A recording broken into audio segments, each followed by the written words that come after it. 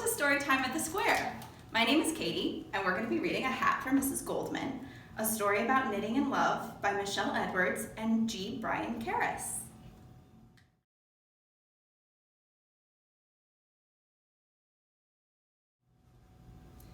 When Sophia was a tiny baby, Mrs. Goldman next door knit her a tiny baby hat to keep her warm.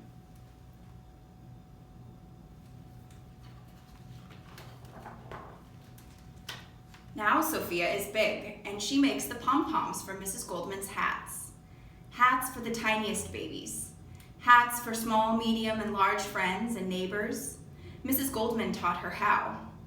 Keeping kepis warm is our mitzvah, says Mrs. Goldman, kissing the top of Sophia's head. This is your kepi, and a mitzvah is a good deed.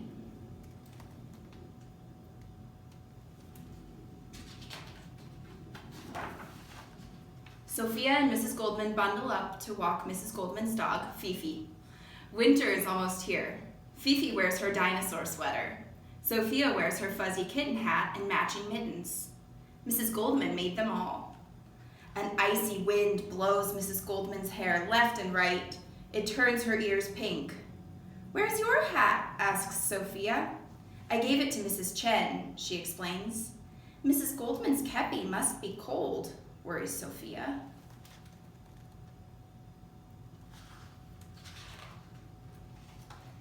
At home, Sophia thinks and worries again, worries and thinks. Mrs. Goldman needs a hat.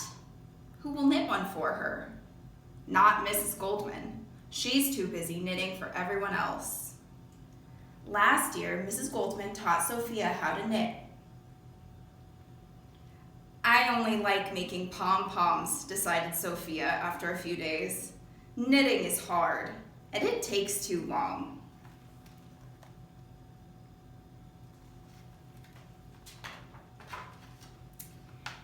Now Sophia digs out the knitting bag Mrs. Goldman gave her, and the hat they started. The stitches are straight and even.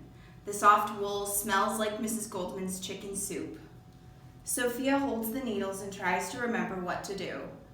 She drops one stitch, she drops another.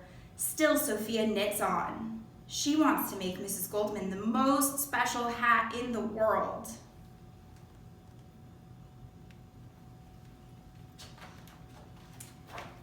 The next day, when Sophia and Mrs. Goldman walk Fifi, tiny fluffs of snow fall on Mrs. Goldman's head. Her ears are bright red. "Mrs. Goldman's kepi must be very cold," frets Sophia. Sophia knits after breakfast. She knits after lunch. She knits after dinner. She even knits while Mama reads her a bedtime story.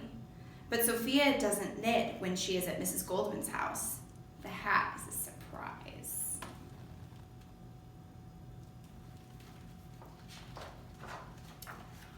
All week there's frost on the windows.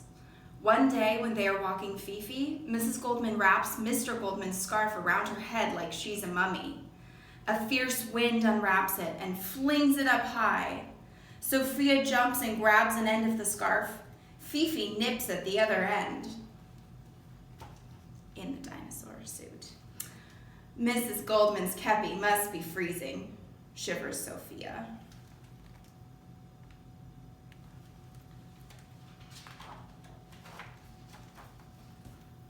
Sophia knits and knits and knits, faster and faster and faster, stitch by stitch, row by row. Then Sophia sews. At last, Mrs. Goldman's hat is done.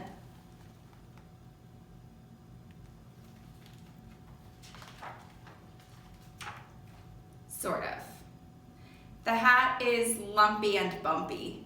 There are holes where there shouldn't be holes. "It looks like a monster hat," thinks Sophia. Sophia turns the hat over and around, inside out.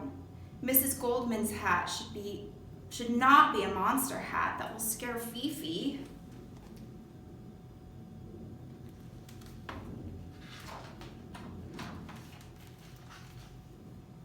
Sophia opens the box of hats Mrs. Goldman made her. Each one is special, but they are all too small for Sophia now. and way too small for Mrs. Goldman. Sophia looks in the hall closet. There are hats Mrs. Goldman made for Mama and Papa. She can't give her their hats. There's a scratchy old hat Sophia's abuela wore back in Mexico, worse than Mr. Goldman's scarf. Sophia thinks about Mrs. Goldman and the hats they make together. Your pom-poms add beauty, Mrs. Goldman always tells her, and that's a mitzvah too. Sophia feels her heart grow bigger and lighter like a balloon.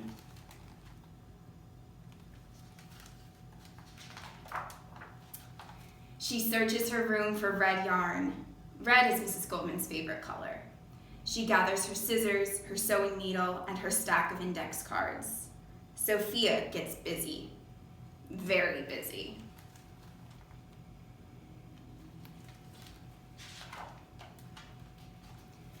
When Sophia is done, Mrs. Goldman's hat is the most special hat in the world. Sophia rushes next door.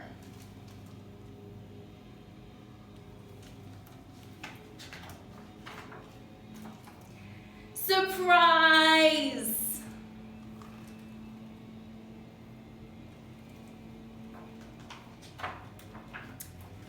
For me? Asks Mrs. Goldman. For you, answers Sophia. It's a hat, she says.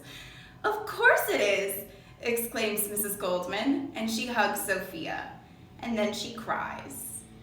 What's wrong? Asks Sophia. Don't you like it? I more than like it.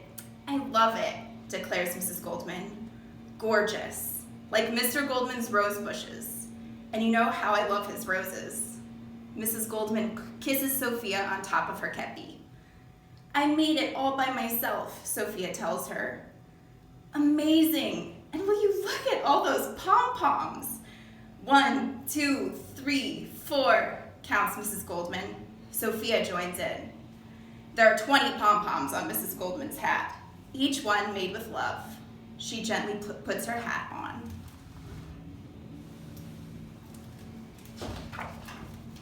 The next day, Sophia and Mrs. Goldman walk Fifi. Fifi wears her dinosaur sweater. Sophia wears her fuzzy kitten hat and matching mittens. Mrs. Goldman wears her Sophia hat. Her kepi is toasty warm, and that's a mitzvah. End. I hope you enjoyed reading A Hat from Mrs. Goldman, a story about knitting and love by Michelle Edwards and G. Brian Karras with